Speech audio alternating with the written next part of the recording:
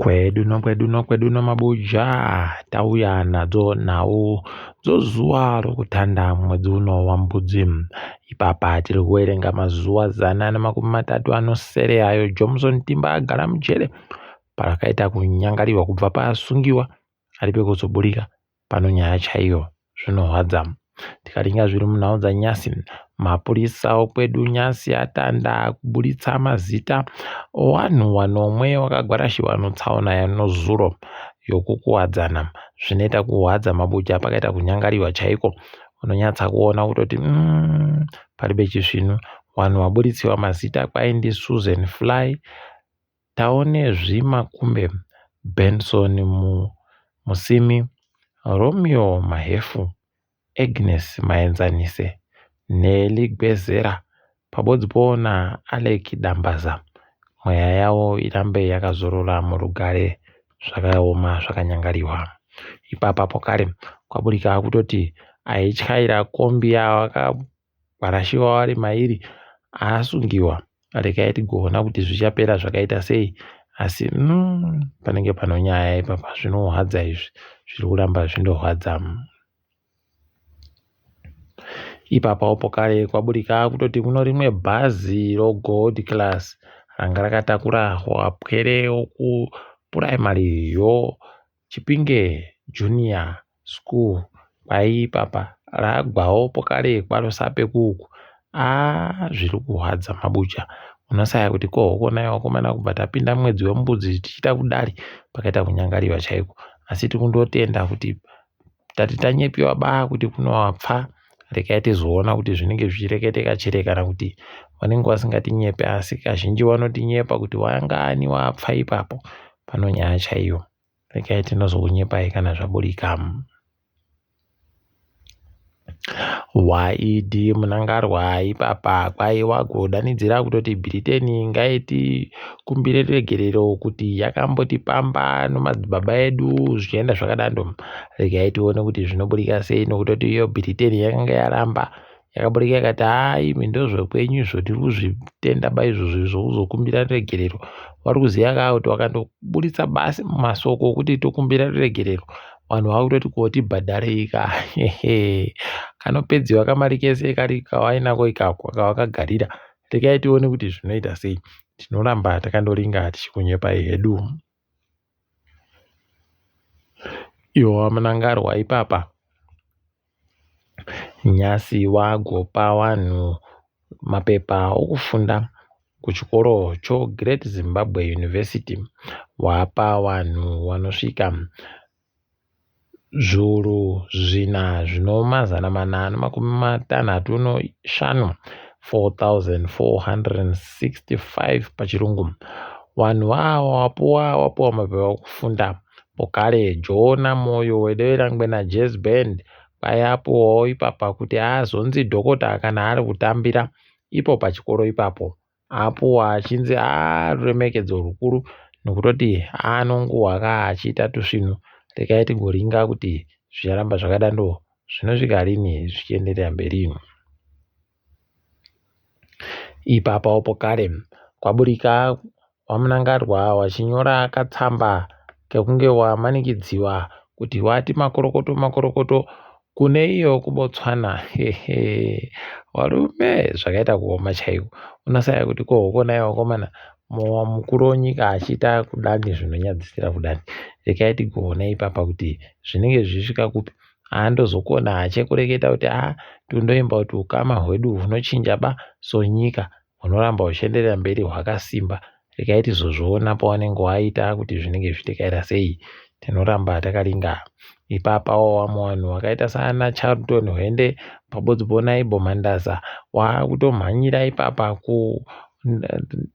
kuratidza pachena kuwenga kwawo Nelson Chamisa, nokutoti wagotomunangidzira vachimunenedzera nokureketa nozvache muzvimadimikira avo vari kureketa kuti panga paribe zvinhu zvakawanda kana mavhesi anga aribe kumboisa mavhesi achiita sei, kwai zvinhu zvese wanhu tatiribe kubatana.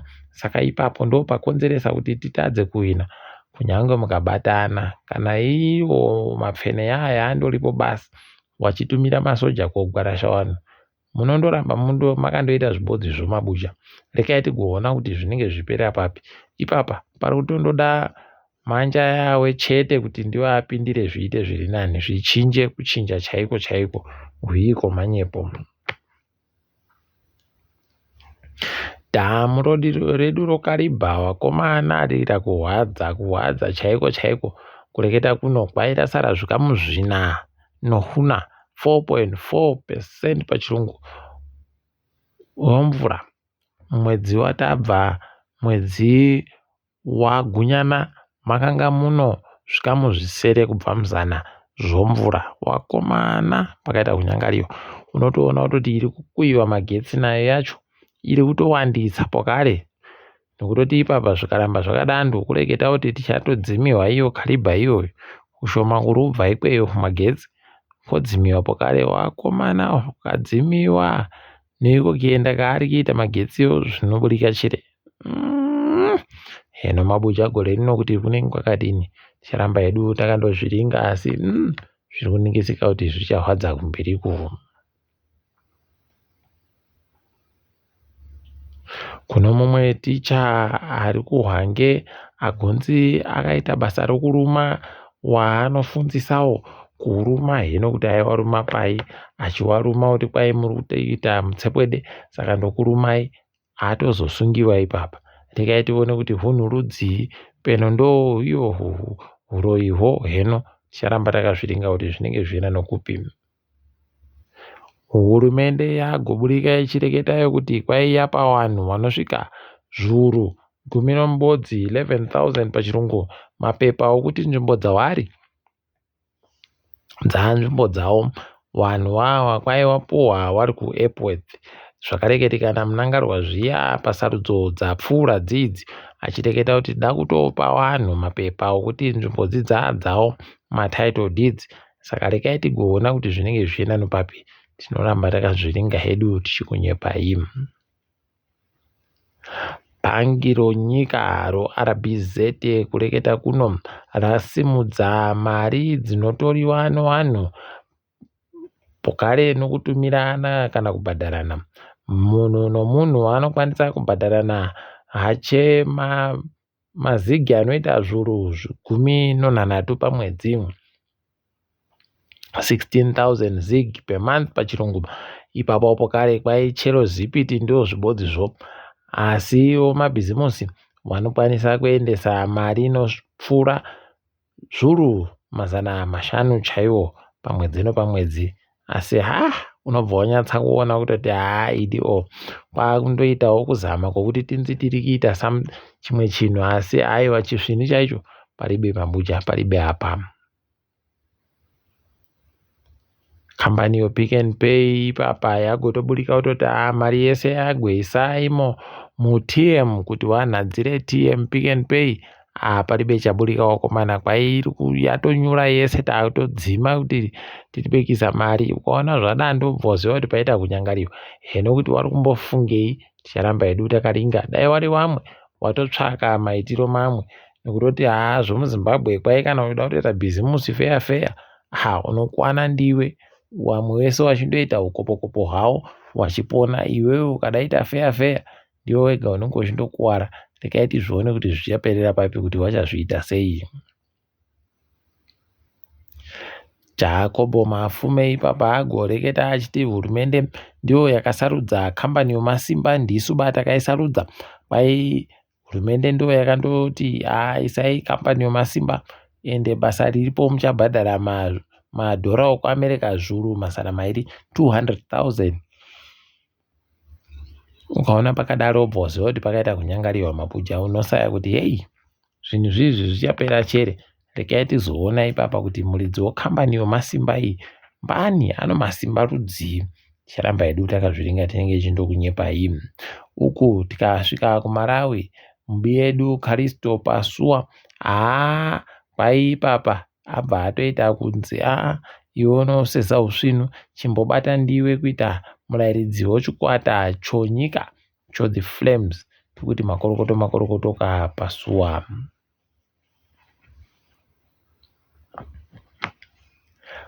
Vakomana kwedu vobhora wamawarriors vachatamba zuva rochigumi-5 kunhandare yopita mukaba kuPolokwane ikuku.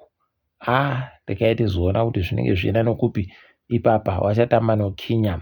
Hwadziwa fani kuti zviri kundoitika kunze kwenyika vakomana pakanyangariwa. Ipapa paino PSL Herbert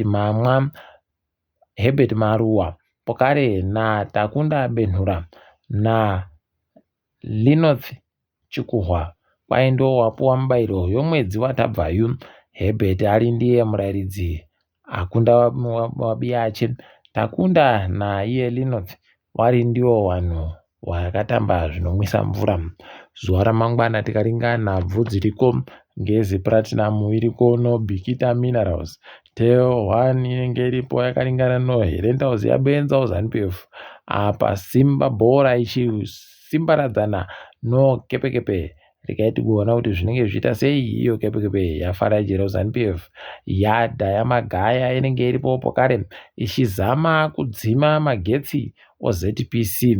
Apa Bulawayo Chiefs inenge iripo ipapo ida kuja maswiti kwaitoda kutoja maswiti evarenero hino kuti ichaja chere kana kuti ichadzipiwa nemaswiti. Rikaiti tinoramba takandoringa tinenge tichindokunyepai. Tikadari mabuja rikaiti ringe dzirikitika ipo pasi rese. Kureketa kuno Masisi atobvuma kuti aiwa vakomana ndajiwa kwaindajiwa zvisvinu ende abva aribe kana kurambira pachigaro kana kudedza masoja kana kudii. Abva andoti aiwaba ndazviona kuti vanhu vamunovavhotera avo inini ndaakutosiyana nazvo. Ndokuita kuzvinuka kwakutofonera mubiyache kuti makorokoto kwakutodidi ipapa anenge atoburika mumba yehurumende State House. Haiwa zvinoita kunakidza. Iye Dhuma Boko atoenda ipapa atotora mhiko dzokutanda basa. Unoona zvinhu zvinoendeka kuBotswana zvisvinu chaizvo tiri kuramba tichizvitenda. Ipapa waratidza pachena kuti aiwa unokona kuita zvokutora mhiko yako uribe chimwe chinhu chawaita chinoda kuita kushamisira. Wamunangarwa akavanyora kapepa karatidza pachena kuti aiwa vari kuhwadziwa wakavhunduka chaiko kuti kohokona vakomana kujisa vanhu zvakaita kudandi. Rikaiti rambe takazviringa. KuSouth Africa makanzura DA kuTswane adzingiwa mudaremo kuita kukandidziwa panze chaipo. Unobva waita kuona idi kuti idi zvakaoma. Matongo enyika muSouth Africa anonyaya chaiyo. Rikaiti kuringa apa tikufara kuti South Africa yabvumiwa kuti kwai ngaizoite zvokuti nhandare yavo yoFormula 1 izoite nhandare yoFormula 1 chaiyo zviite zviri nani. Toramba tichizvitenda izvo. Dai zvatoenderera mberi vakomana nokutoti zvikaitika muSouth Africa peno kwedu tinge tamhera kaa kuti tiuye kuona wana Lewis Hamilton wachiita zvanenge wachiita imo muSouth Africa. Mozambique ipapa chakadzima dande mutande. Izvezvi vanhu vari kunetseka kuti kuribe chiri kunyatsa kuzikana kuti chii chakanyatsa kuitika kana kuti chiri kunyatsa kuitika nokutoti kwakadzimiwa dande mutande rese paribe kana chibodzi. Vakomana zvinoita kuhwadza asi rikaiti rambe takazviringa hedu tichindoshuvira nokunamatira kuti zvichinje. Ukuwo Letsile Tebogo wokuBotswana pabodzipo naJulian Alfred wokuSt Paul kwai papa aiwa ndo wakaita mhanyi nowatambi wasvinu wogore rino kumaOlympiki. Tikuti makorokoto.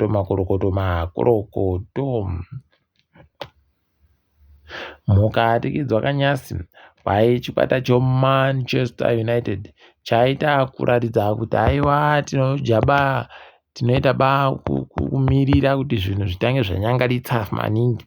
Ipapa waisa anonzi Ruben Amorim kuti ndiye aite murairidzi kutsiwa Erik ten Hag Aiwa regai tione kuti zvinoperera papi ipapo, tinenge takandolinga tichidaro mabuja panyasi tagumira pano. Ndini wenyu Mhanduwe Wenhau.